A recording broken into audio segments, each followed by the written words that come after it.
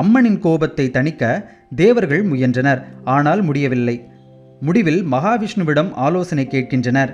மகாவிஷ்ணு தேவர்களிடம், அழகான தேரை உருவாக்குங்கள், அதன் மேல் பீடத்தில் நான் கலசமாக மாறிவிடுவேன், அதில் அம்மன் அமர்ந்ததும் கோபம் தணியும் என்று கூறுகிறார். அதன்படி 4 வேதங்களும் சக்கரங்களாகவும், தேவர்கள் ஒரு சிலர் தேரின் கால்களாகவும், ஆகாயம் தேர் சீலைகளாகவும், மகாவிஷ்ணு தேரின் மீது உச்சியில் கலசமாகவும் மாறி அழகான தேர் பூங்காவனத்தின் எதிரே நின்றது. இதை பார்த்த அங்காளம்மன் அதன் மீது ஏறி அமர்ந்தார்.